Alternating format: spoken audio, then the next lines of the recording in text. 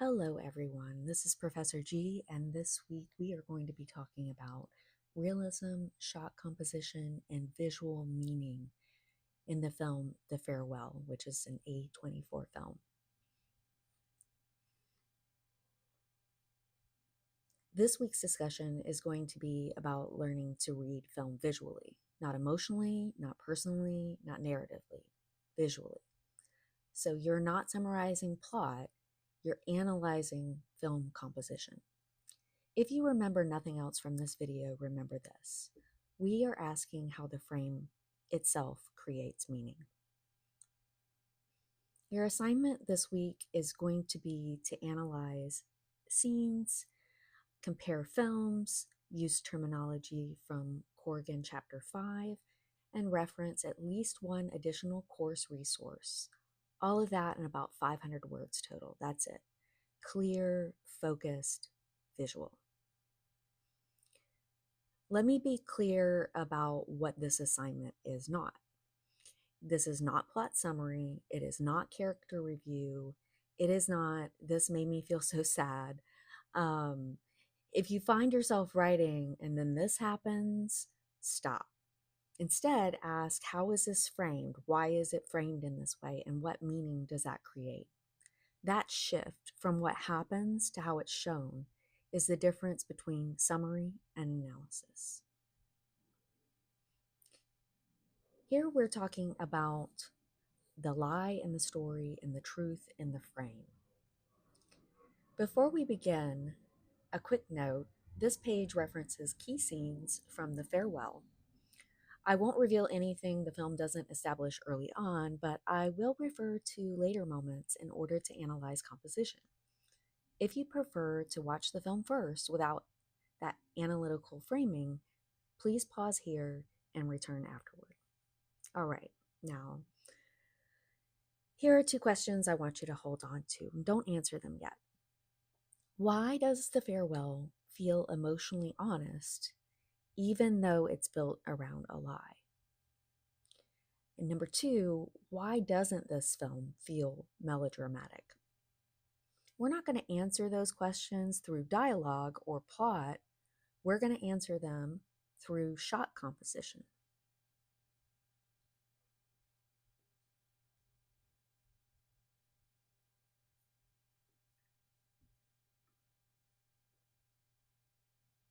And it actually does very early on say it is based on an actual lie.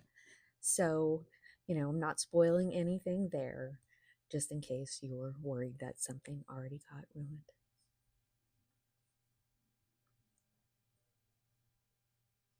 The film centers on The Farewell, which is written by Lulu Wang. At the center of this story is Billy, a young Chinese American woman living in New York. She's independent, stubborn, a little lost professionally, and deeply bonded to her grandmother, who lives in China. Early in the film, we learn that the grandmother has been diagnosed with stage 4 lung cancer. The family decides not to tell her. Instead, they organize a fake wedding as an excuse to gather and say goodbye. That's the premise. The film tells you that immediately. The title card reads, based on an actual lie. So the narrative tension is clear. Billy believes that her grandmother deserves the truth, and the family believes it's their duty to carry the burden instead.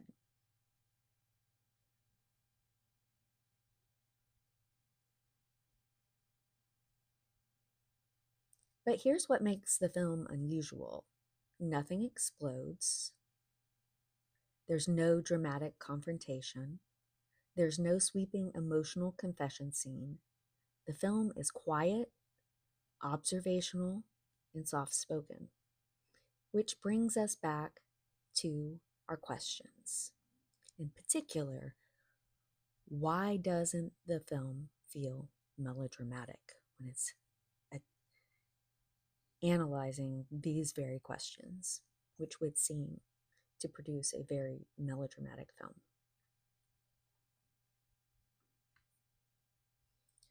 Before we dive into scenes, we need tools. When we say shot composition, we're not talking about whether someone looks pretty. We're talking about the arrangement of characters and objects within the frame, their relative size, position, prominence, and relation to one another. As Screen and Sound explains, composition communicates relationships visually before dialogue ever does. Composition tells us who has power, who feels isolated, who belongs, and who doesn't. It's not just what's in the frame, it's where it's placed. If you were writing this in your discussion post, you could phrase it like this. Cadrage explains that balance in composition doesn't require symmetry. It's about how visual weight is distributed in the frame. You would need a citation for that. In the farewell, the idea helps us read scenes where the family appears unified, but the frame places characters in uneven positions that reveal tension underneath the togetherness.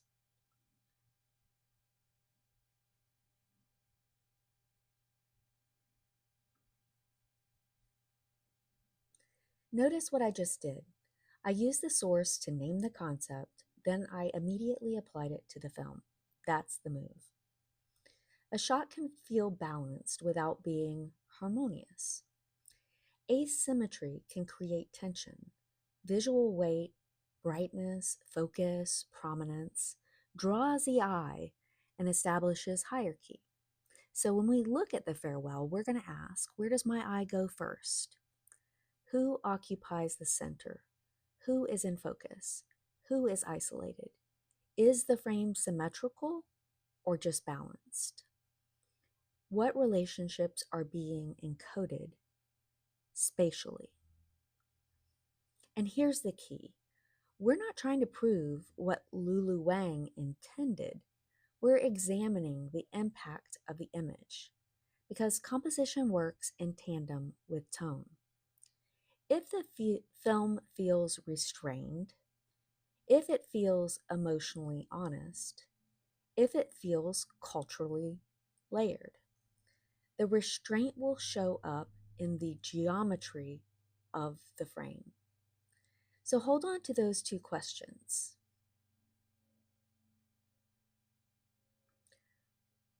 Why does a film feel emotionally honest, and why doesn't it feel melodramatic? We'll circle back to them at the end, and the answer won't be in the script. It'll be in the composition. All right, now let's test one of our opening questions. Why doesn't this film feel melodramatic? If you were writing this in your discussion post, you might begin with something like, Swen argues that the farewell resists melodrama through restraint, allows awkward pauses and emotional contradictions to unfold without exaggeration. And after that kind of sentence, you would need to put a citation. So here we would, if we're doing this in writing, here where we would put left parentheses Swen, the author Swen, right parentheses period. But I don't want you to stop there. The next move is, where do we see that restraint visually? Let's start with the camera. One of the most striking compositional patterns in the film is how often scenes play out in static master shots. The camera doesn't rush forward for emotional close-ups. It doesn't cut rapidly to reaction shots. It stays still. If you were integrating the screen and sound video, you might phrase it like this. Screen and Sound explains that the composition communicates relationships through arrangement and prominence of figures in the frame. In the farewell, the camera stillness allows those relationships to emerge through blocking rather than editing. Notice what that does. You define the tool and then you apply it.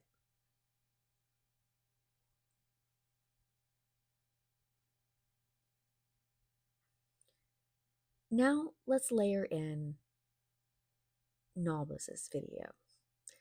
Nalbis describes the film as operating in an observational style, almost verite-like, a truthful cinema approach that watches rather than intrudes. And there we would put another citation because that's coming from Nalbis.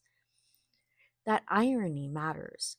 We are observing a lie unfold a visual style through a visual style associated with the truth. And that's not accidental. The restraint Swen describes thematically is mirrored by compositional restraint. The camera behaves like a guest at a wedding, present, attentive, but not intervening. And this distance changes how we experience emotion. Instead of being forced into Bill's grief through a tight close-up, we are often placed slightly outside of the emotional center of that moment. We watch her in space, in rooms and doorways, across tables. If you want to bring Cadrage into this section, you could write Cadrage notes that visual weight guides the viewer's attention through focus and prominence within the frame, and then put a citation. In several key scenes, Bill is not given dominant visual weight through extreme close-ups. Instead, she shares the frame, reinforcing the film's emphasis on collective experience over individual emotional spectacle. So again, we define and then we apply. Now let's return to our question. Why doesn't this feel melodramatic? Well, because melodrama typically isolates emotion through close-ups, dramatic lighting, and manipulative scoring. This film does exactly the opposite. It holds space, it lets silence sit, it refuses to push in when we expect it to. The emotional honesty we feel isn't coming from spectacle, it's coming from compositional discipline. And that brings us to something even more precise. If composition communicates relationships through spatial hierarchy, as screen and sound suggest, then what happens when the film visually arranges the family as a unit, even in moments of tension? And that's where the triangle shot comes in.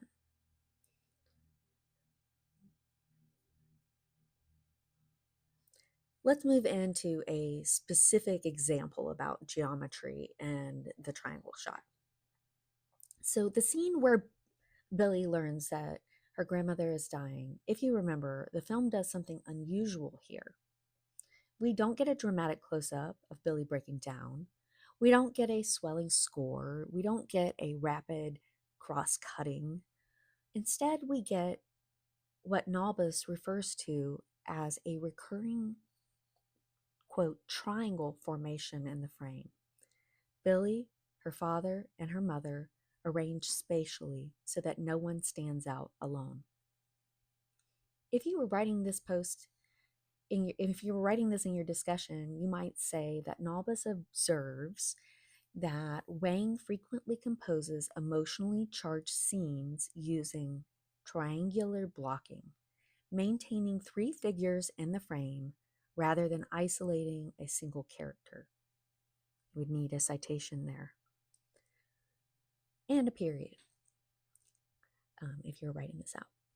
This compositional choice visually reinforces the family's collective identity. Notice the move. You name the pattern, you credit the source, you interpret the effect. So let's deepen that using Cadrage.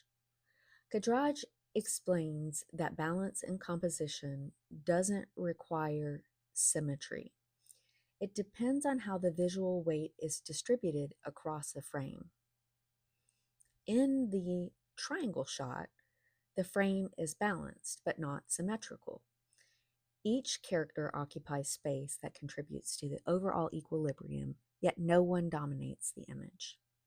That's really important. Billy is not granted visual isolation. even when she is emotionally distressed. She is spatially contained within the family unit. So if we bring screen and sound into this, you could write screen and sound notes that composition communicates relational hierarchy through the relative positions and prominence of figures within the frame. In this scene, the triangular arrangement denies Billy singular prominence, visually subordinating individual grief to collective responsibility. And here's the part that I really want you to see. This is a moment when Billy is out of focus and her father is in focus. If you were integrating Cadrage's concept of visual weight, you might say something like Cadrage emphasizes that focus. Let me start over. Cadrage emphasizes that focus and sharpness increase visual weight. Wow, I messed that sentence up entirely. Cadrage emphasizes that focus and sharpness increase visual weight. There we go. By shifting focus away from Billy and toward her father, the film temporarily relocates visual authority, reinforcing the family's collective moral stance over Billy's individual objection. That's a strong analytical sentence. You're not just saying she's blurry, you're saying focus equals hierarchy.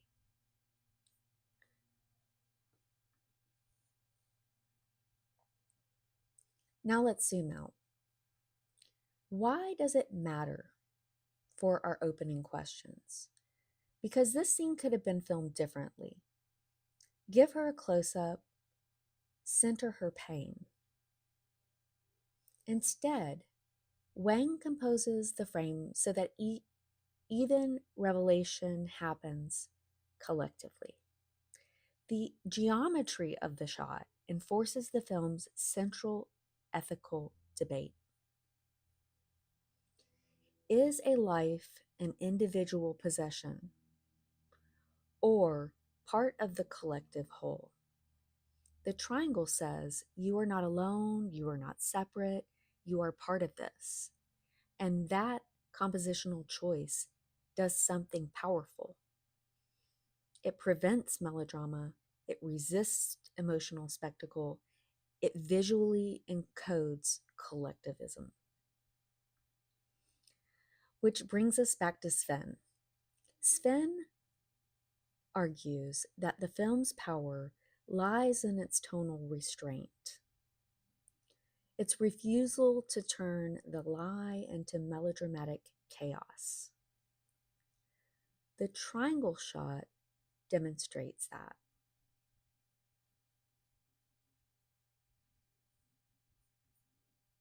Just tonal. It's architectural, it's built into the frame. Restraint is not just tonal. And once you start seeing that geometry, you can't unsee it. So let's take that idea one step further.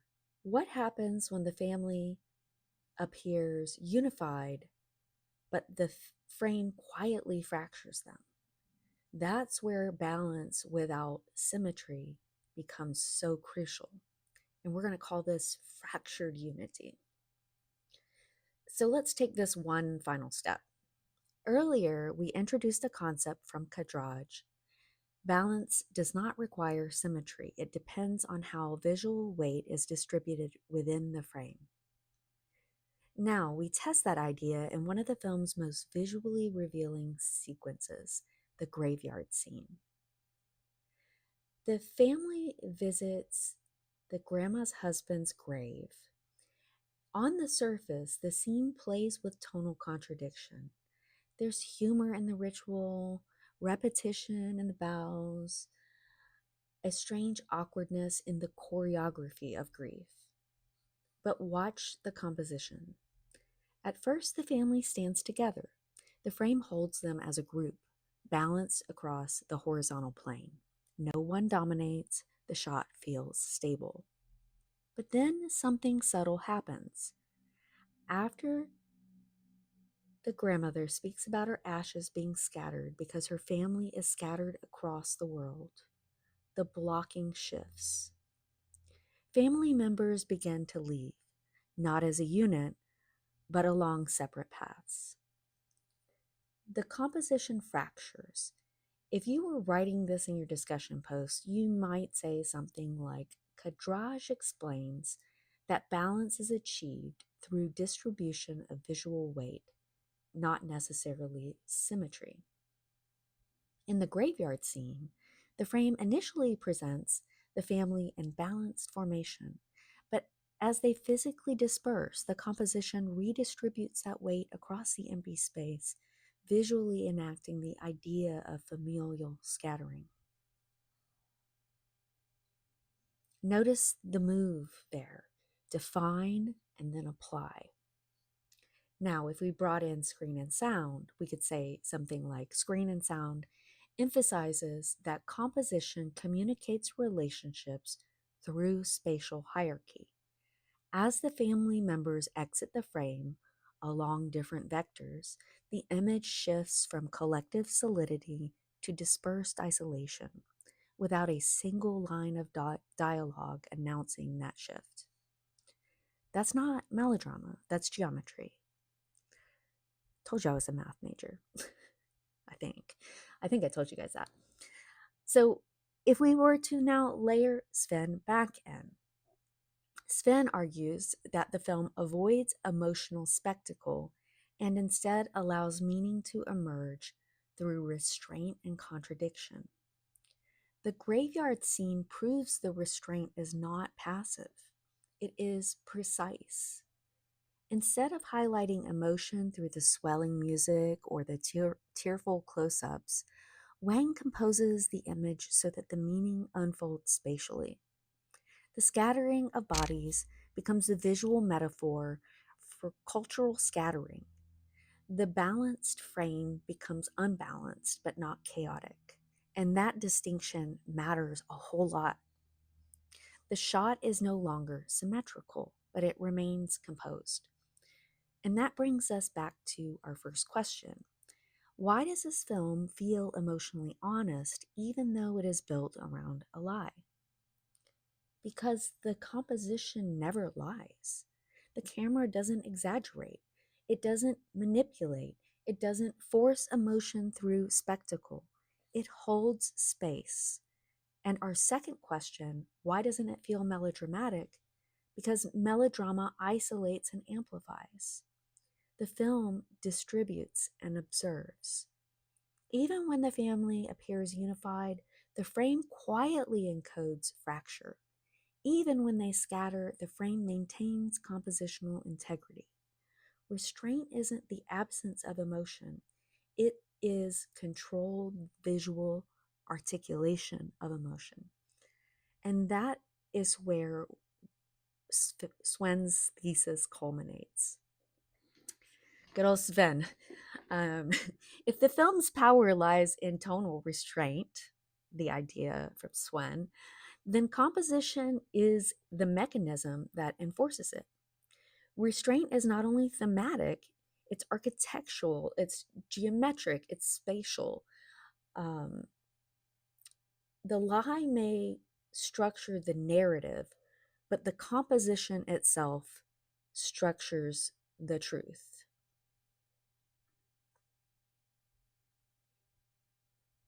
And that's really where we see this. And so, if we're thinking about these concepts and how we apply them, really to pull these things together like this, to pull these sources together to use them for analysis of a film, for comparison to other films, you really need to be looking at these smaller statements and asking, what does this smaller statement have to do with my film? So, for instance, I may think of something like The Secret of Kells and the way that the colors and the components, the leaves, the parts of the screen are all dispersing very often throughout that film, actually. And, at the same time, I could pull in something like a Wes Anderson film and really look at what's going on in the architecture, the geometry, and the spatial elements within the frame. So, really, you want to narrow this down to what is it that's going on between these sources that I really can pull out of the visual components of the films that I want to look at for this assignment.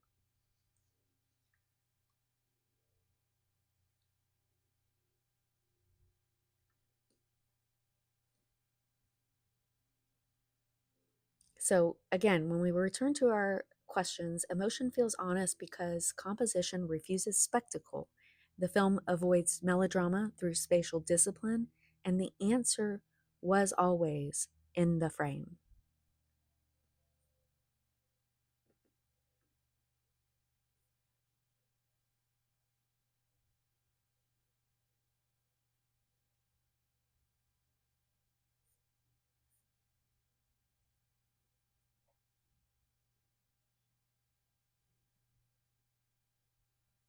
And again, remember that the move is use the source to name the concept and then apply it to the film. Remember that a shot can feel balanced without being harmonious, that asymmetry can generate tension, that focus and prominence create visual weight. So when we analyze, we're going to ask things like, where does my eye go first? Who occupies the center? Who is in focus? Who is visually isolated? Is the frame symmetrical or merely balanced? And here's the key. Again, we're not trying to prove what the filmmaker intends. We are examining the impact of the image itself.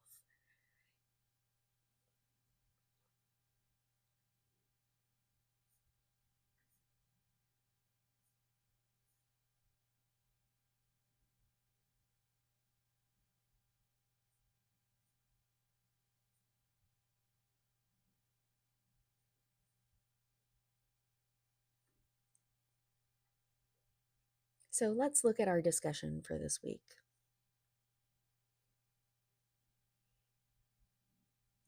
This week is about, again, reading film visually. You're not summarizing plot, you're not analyzing composition.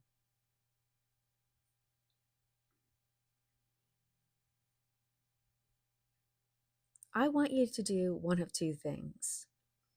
Uh, First, you can pick 3 scenes from the farewell. You can pick ones that we've gone over if you would like and compare them to one of the films from our course list and one of the films of your own choosing. Or if you are feeling really brave, curious, experimental, you want to test your knowledge, you want to see how you do, you know that this is a fun class, that it's not just about having the right ideas, but having the capacity to consider whether your ideas can be applied to a certain film, to understand film in a different way.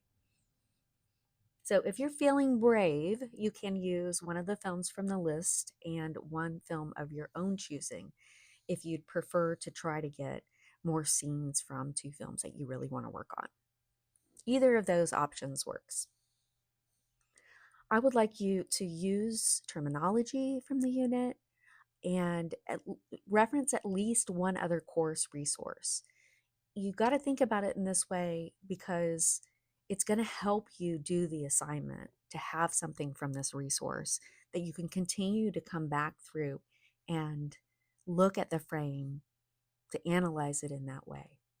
And you're going to write approximately 500 words or say approximately 500 words and give me the transcript, or create a video like this, or create a discussion post that is visual. And I'm giving you extra credit for audio visual presence. It does have to have the visual there, it does have to have the text this week, but anything beyond that is going to be extra credit for you. So we kind of went over this already. It's not plot summary, it's not personal reaction.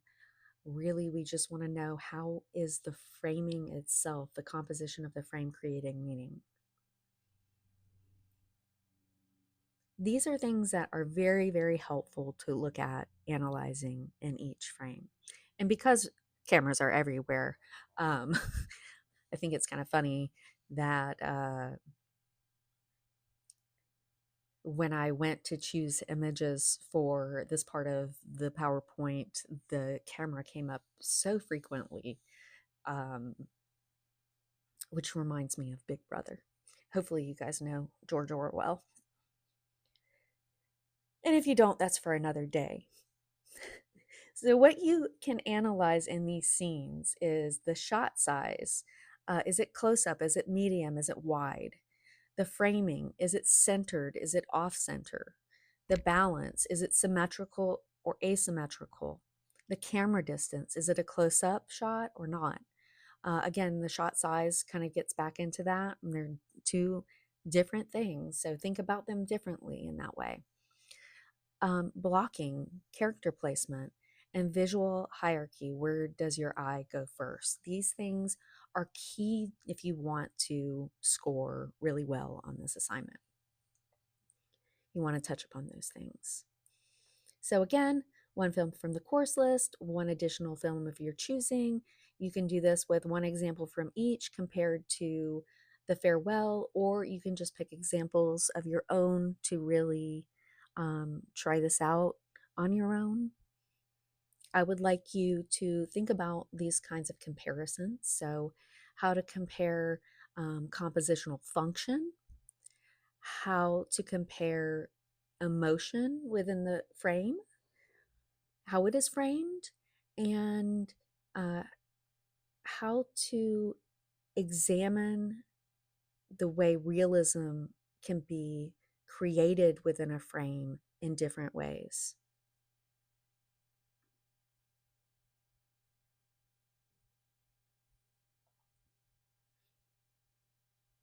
I kind of went over this already, so I am just going to leave that there for you to look at again if you need to pause. Um, and here are just a couple of ideas of what an A level analysis looks like and what it doesn't. So, a weak analysis is going to be the triangle shot shows the family is united. It does, but really we want to know how it does it. So, a stronger way of saying this is the scene keeps three family members in the frame instead of isolating Billy in a close up. This creates restraint, sorry, and enforces collectivism.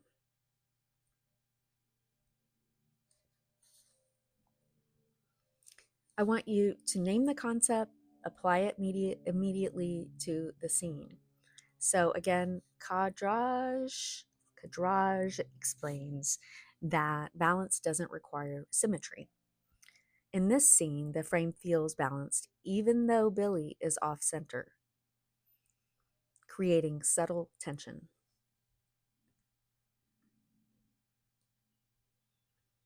The main breakdown of the grading schema, and you'll see the rubric in the discussion, as well as a checklist of things that you want to try to complete throughout this to receive full credit.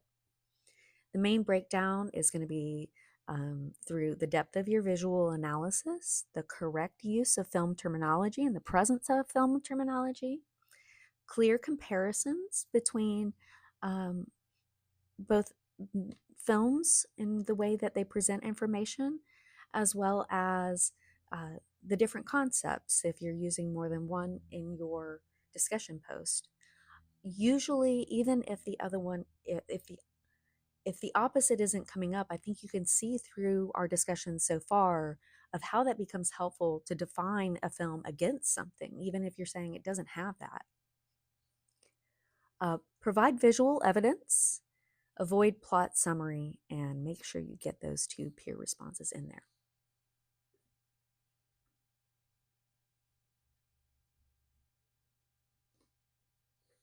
And again, remember these key questions. Where does my eye go?